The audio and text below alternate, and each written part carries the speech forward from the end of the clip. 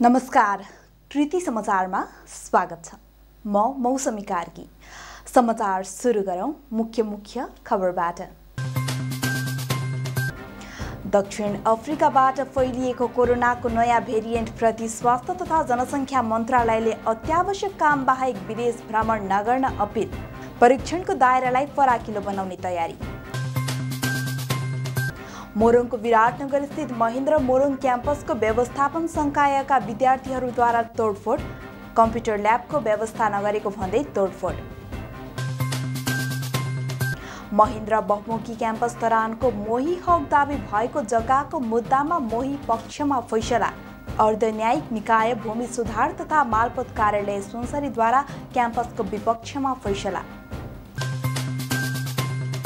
नेपाली कांग्रेस धनकुटाको सभापतिमा दिनेश राई विजय। Paudel पक्षका commode फागोलाई 34 मतान्तरले पराजित।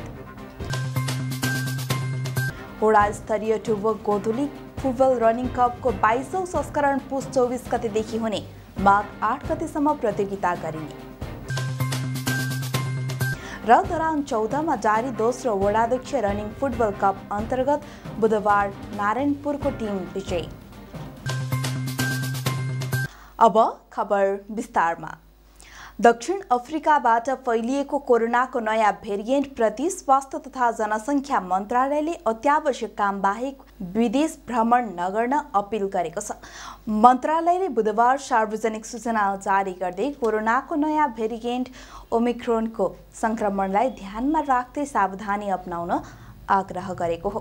मन्त्रालयका सहप्रवक्ता doctor Samir Kumar अधिकारीले नेपालमा हालसम्म फेला नपरिसकेकाले आवश्यक निगरानी र परीक्षणको दायरालाई फराकिलो बनाउने तयारी गरिएको बताउनुभयो। उहाँले नयाँ भेरिएन्ट बढी संक्रामक तथा सबै उमेर समूहलाई असर गरेको भेटिएकाले पनि स्वास्थ्य मापदण्ड अपनाउन आग्रह गरेको हो। त्यस्तै सबै नागरिकहरूलाई खोप लगाउनका लागि पनि अनुरोध गरिएको छ। ओमिक्रोन केही देशमा देखिन सुरु गरिसकेकाले पनि सतर्कता अपनाउन भनिएको हो। अमेरिकाको न्युयोर्क सिटीमा केही दिन अघिदेखि नै सङ्कटकाल घोषणा गरिसकेको छ भने दक्षिण कोरियामा केहीमा ओमिक्रोनको भेरिएन्ट भेटिसकेको छ। मोरङको विराटनगर स्थित महेन्द्र मोरङ क्याम्पसको व्यवस्थापन संकायमा विद्यार्थीहरूले तोडफोड गरेका छन्। बीबीएमका विद्यार्थीहरूले कम्प्युटर ल्याबको व्यवस्था नगरेको भन्दै तोडफोड गरेका हुन्। अहिले व्यवस्थापन संकायको परीक्षा नजिकै गएको छ। BBM computer base financial accounting 24 पूर्णाङ्कको प्रयोगात्मक परीक्षा हुन्छ। उक्त परीक्षाको लागि कम्प्युटर ल्याब अनिवार्य रहेको छ। हाल क्याम्पसमा 8वटा कम्प्युटर उपलब्ध छन्। विद्यार्थीहरूले क्याम्पसको कुर्सी, टेबल र ढोका तोडफोड गरेका हुन्। क्याम्पस प्रमुख सामु पटक पटक ल्याबको माग गर्दा पनि अटेरी गरेको कारण तोडफोडमा उत्रिएको विद्यार्थीको दाबी छ। विद्यार्थीको समूहले क्याम्पसको मूल गेटमा ताला लगाएपछि त्यहाँको पठन पाठन प्रभावित बनेको थियो। त्यसपछि बीबीएस तेस्रो वर्षका विद्यार्थीले पनि उक्त ताला खोलेका थिए, तर प्राध्यापकले यस्तो माहौलमा नपढाउने भनेपछि अन्य संकायमा पनि विद्यार्थीले तालाबन्दी गरेका थिए। क्याम्पस प्रमुख बाबुराम तिमेल सिन्हाका अनुसार बिस्तारै माग सम्बोधन गर्ने बताउनुभयो। महेन्द्र बहुमुखी क्याम्पस तरानको मोही हक दाबी भएको जग्गाको मुद्दामा मोही पक्षमा फैसला भएको छ। भूमि सुधार तथा मालपोत कार्यालय सुनसरीले क्याम्पसको विपक्षमा फैसला गरेको हो। मृत्यु भइसकेका मोही डम्बर बहादुर घिमिरेको नाममा मोहीको हकवालाको नाममा नामसारी गर्ने फैसला गरिदिएको हो। क्याम्पसको सुव्यवस्थामा मोही कायम भएको घिमिरेको छोरा यज्ञ बहादुर छेत्रीले मोही नामसारीको लागि भूमि सुधार कार्यालयमा निवेदन दिनुभएको थियो। उक्त निवेदनको विपक्षमा क्याम्पस प्रशासनले खारेज गर्ने भन्दै निवेदन दिएको भए पनि मोहीको पक्षमा फैसला गरेको हो। भूमि सुधारले मोहीको पक्षमा असोज 25 गते नै फैसला गरिदिएको हो। 2 महिना अघि नै मोहीको हकमा नामसारी गरिदिन फैसला भएको भए पनि क्याम्पस प्रशासनले बल्ल मात्रै थाहा पाएको हो। क्याम्पस प्रमुख दामोदर भण्डारीले असोज 25 गते भएको फैसला आफूहरूलाई 2 दिन अघि मात्रै जानकारी आएको बताउनुभयो। उक्त फैसला विरुद्धमा उच्च अदालत जाने तयारी गरिएको छ।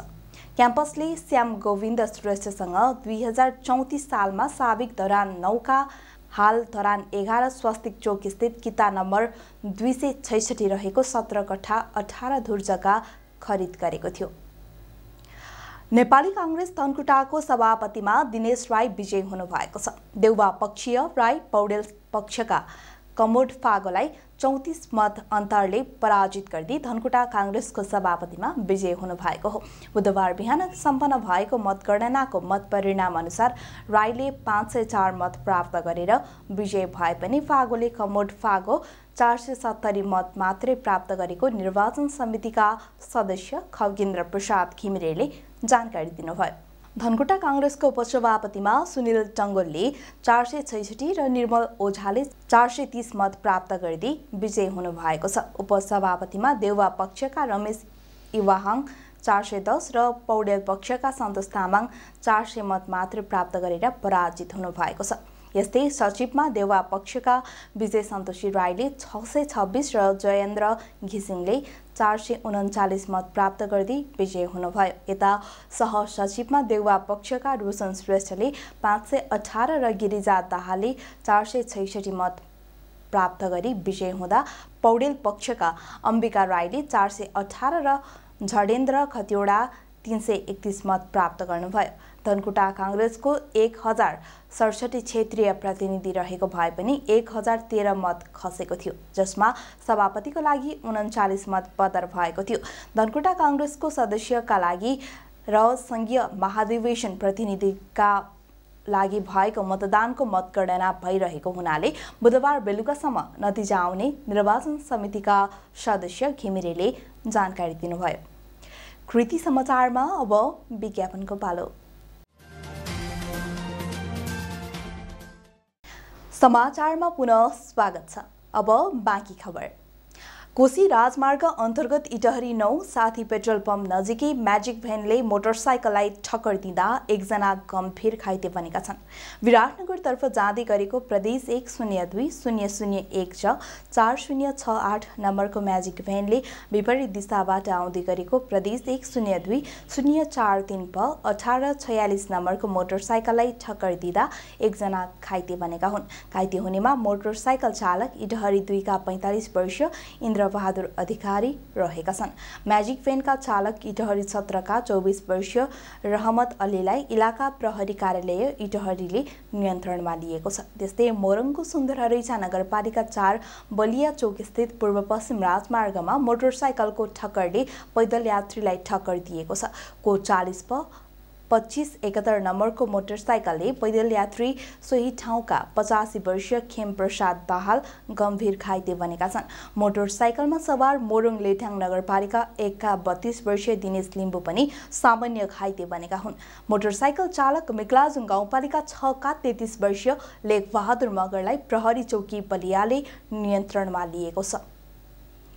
वडा स्तरीय टुबोक गोधुली फुटबल रनिङ कपको 22औं संस्करण पुस 24 गतेदेखि हुने भएको छ। गोधुली क्लबका पदाधिकारी बीच मंगलबार छलफल पश्चात प्रतियोगिताको मिति तय गरिएको हो। कार्यवाहक अध्यक्ष सतीश केसीका अनुसार पुस 24 बाट माघ 8 गतेसम्म प्रतियोगिता गरिने मिति तय गरिएको छ।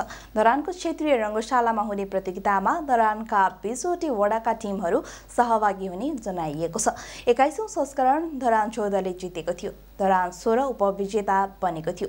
गत वर्ष 1,11,111 रुपैयाँ र उपविजेतालाई 55,555 रुपैयाँ सहित ट्रफी प्रदान गरिएको थियो। गोधुली रनिङ कप सबैभन्दा बढी धरान 19 ले जितेको छ, जसले 6 पटक उपाधि जितेको छ। धरान 14 मा जारी दोस्रो वडाध्यक्ष रनिङ फुटबल कप अन्तर्गत बुधबार नारायणपुरको टिम विजयी बनेको छ। विजयपुर बोर्डिङ स्कुलको खेल मैदानमा सञ्चालित खेलमा नारायणपुरले स्कुल टोलको टिमलाई 3-0 गोल अन्तरले हराएको छ। खेलमा विकी तामाङ, विशाल राई र सरोज राईले एक गोल गरे। खेलको man of the match Vipin Shrestha घोषित हुँदै नगद 3100 रुपैयाँ सहित ट्रफी पाए। उनलाई वडाध्यक्ष कृष्ण भट्टराईका छोरा यमन भट्टराई र आइजिएल बोर्डिङ स्कुलका प्रबन्धक लोकबहादुर खड्काले नगद ट्रफी दिनुभयो। आइजिएलले 1000 रुपैयाँ र वडाध्यक्ष भट्टराईले 2100 रुपैयाँ प्रदान गर्नुभएको हो। बिहिबारको खेल हात्तीचार र गैरीगाउँको टिम बीच हुने आयोजक धरान 14 नम्बर वडा कार्यालयले जनाएको छ। कृति समाचारको अन्त्यमा पुनः एकपटक मुख्य खबरहरू। दक्षिण अफ्रिकाबाट फैलिएको कोरोनाको नयाँ भेरिएन्टप्रति स्वास्थ्य तथा जनसङ्ख्या मन्त्रालयले अत्यावश्यक काम बाहेक विदेश भ्रमण नगर्न अपिल। परीक्षणको दायरालाई फराकिलो बनाउने तयारी। मोरङको विराटनगर स्थित महेन्द्र मोरङ क्याम्पसको व्यवस्थापन संकायका विद्यार्थीहरूद्वारा तोडफोड। कम्प्युटर ल्याबको व्यवस्था नगरेको भन्दै तोडफोड। महेन्द्र बहुमुखी क्याम्पस तरानको मोही हक दावी भएको जग्गाको मुद्दामा मोही पक्षमा फैसला। अर्धन्यायिक निकाय भूमि सुधार तथा मालपोत कार्यालय सुनसरीद्वारा क्याम्पसको विपक्षमा फैसला। नेपाली काङ्ग्रेस धनकुटाको सभापतिमा दिनेश राई विजय। पौडेल पक्षका कमोड फागोलाई 34 मतान्तरले पराजित। होडा स्तरीय टुबोक गोधुली फुटबल रनिङ कपको 22औं संस्करण पुस 24 गतेदेखि हुने, माघ 8 गतेसम्म प्रतियोगिता गरिने। र धरान 14मा जारी दोस्रो वडाध्यक्ष रनिङ फुटबल कप अन्तर्गत बुधबार नारायणपुरको टिम विजयी। हौस् त कृति समाचार यति नै। कृति टेलिभिजन हेर्दै गर्नुहोला। नमस्कार।